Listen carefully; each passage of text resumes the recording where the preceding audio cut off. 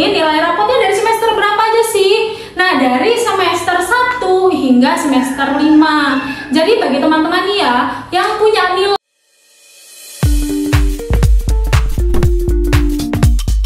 Video ini dipersembahkan oleh Radar Edukasi, berbagi wawasan menambah pengetahuan. Halo teman-teman, kembali lagi bersama Radar Edukasi bersama saya Novi Febriani, berbagi wawasan menambah pengetahuan. Oke teman-teman, jadi kali ini saya akan berbagi gimana sih alur pendaftaran KIP kuliah SNBP hingga lolos teman-teman. Nah, sebelum masuk ke gimana sih caranya gimana alur pendaftaran KIP kuliah SNBP dari awal hingga lolos, kita apa sih itu KIP kuliah dulu sama apa sih itu SNBP dulu. Nah, teman-teman, KIP kuliah mungkin dari kalangan teman-teman yang masih SMA, yang mungkin masih asing, apa sih beasiswa KIP kuliah? Di dalamnya kita nanti dapat apa sih KIP kuliah itu gitu. Jadi ini ada bocorannya teman-teman untuk KIP kuliah. Nah, apa sih pengertian KIP kuliah? KIP kuliah adalah bentuk bantuan keuangan pemerintah yang ditawarkan kepada lulusan sekolah menengah atas atau SMA yang menunjukkan potensi akademik yang kuat tetapi berasal dari keluarga yang kurang mampu. Jadi beasiswa ini diperuntukkan oleh untuk siswa yang mau daftar ke perguruan tinggi tapi punya dua syarat teman-teman. Yang pertama, syaratnya harus berasal dari keluarga yang kurang mampu. Yang kedua, harus mempunyai potensi akademik baik formal maupun non formal gitu teman-teman. Nah, itu KIP kuliah. Terus pengertian dari SNBP, apa sih SNBP? Ada SNBT, ada SNBP. Nah, kalau SNBP adalah seleksi yang dilakukan berdasarkan nilai raport atau prestasi akademik selama masa belajar di tingkat SMA, SMK, MA. Jadi di sini nilai rapotnya dari semester berapa aja sih? Nah, dari semester 1 hingga semester 5. Jadi bagi teman-teman ya yang punya nilai, yang mempunyai nilai, apalagi yang masih nonton ini yang masih semester 3 atau semester 2 di SMA ya, itu jangan sampai nilai kita tuh turun naik teman-teman. Kalau bisa di semester 1 biasa aja, semester 2 naik, semester 3 naik, sampai semester 5. Jadi jangan naik turun teman-teman, harus konsisten. Itu juga bisa jadi penilaian. Konsisten siswa itu menjadi penilaian dari pihak perguruan tinggi. Nah, itu jadi yang diajukan itu dari semester 1 sampai semester 5, dan sertifikat-sertifikat akademik itu bisa menjadi acuan untuk pertimbangan perguruan tinggi untuk menerima siswa tersebut melalui jalur SNBP. Jadi tanpa tes teman-teman, jalur ini tuh jalur prestasi, bisa disebut juga jalur undangan teman-teman. Oke, gimana sih alurnya?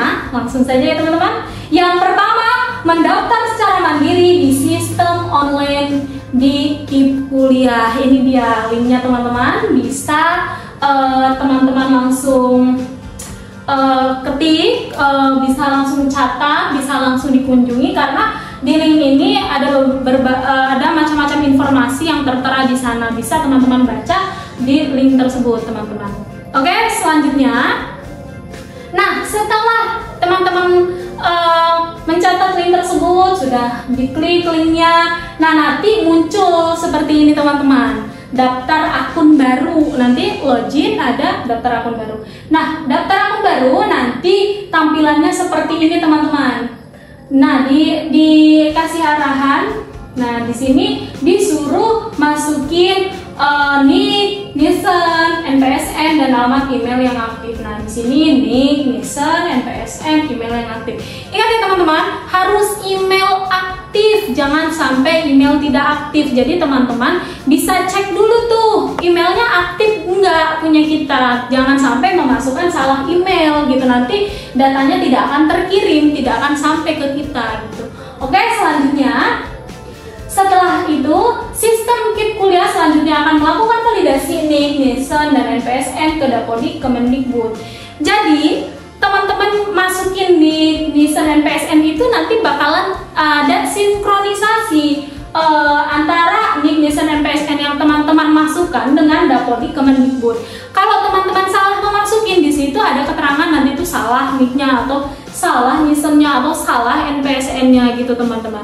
Oke, selanjutnya, nah setelah validasi berhasil, setelah dicocokin ternyata cocok nih. Nah, sistem KIP kuliah selanjutnya akan mengirimkan nomor pendaftaran dan kode akses ke alamat email yang dibutuhkan. Nah, ini teman-teman, tampilannya kurang lebih seperti ini di email teman-teman nanti ketika sudah mendaftar akun KIP kuliah. Apa sih manfaat akun KIP kuliah ini? Ketika kita punya akun KIP kuliah dan kita sudah memilih seleksi, nah itu ketika kita mengikuti jalur tes nanti yang biasanya bayar Rp200.000, itu akan gratis teman-teman kalau kita punya akun KIP kuliah dan kita sudah daftar akun KIP kuliah gitu teman-teman. Oke, selanjutnya, nah ketika kita sudah memasukin kode akses tadi, nanti tampilannya seperti ini teman-teman. Tapi ini tampilan yang bagi yang sudah ditetapkan menerima ya teman-teman. Nah, kurang lebih nanti ada biodata, keluarga, prestasi, rencana, dan seleksi. Di biodata ini biasanya masukin nama lengkap, terus NIK, dan lain sebagainya teman-teman.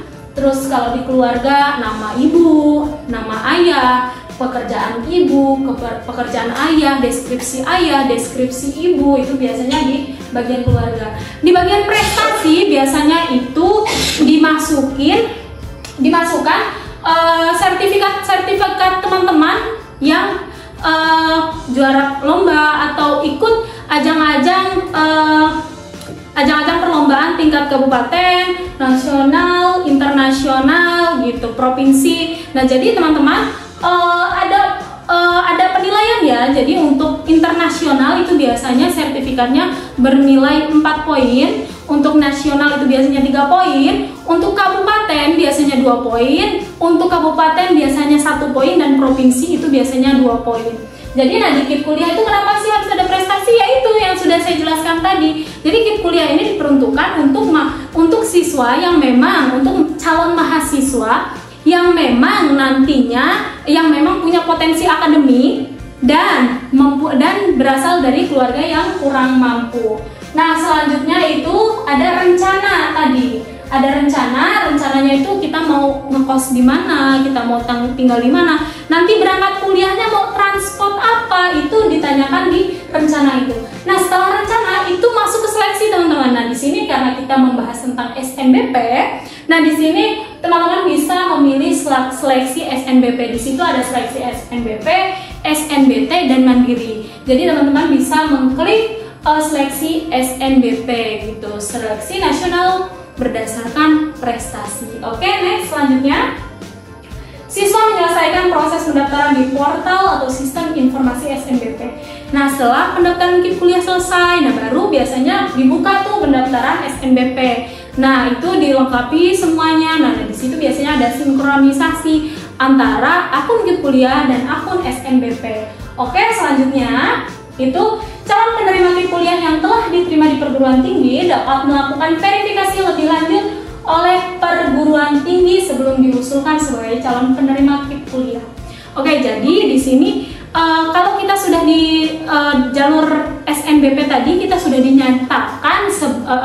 dinyatakan keterima tuh di perguruan tinggi tersebut, itu biasanya ada verifikasi ulang, ada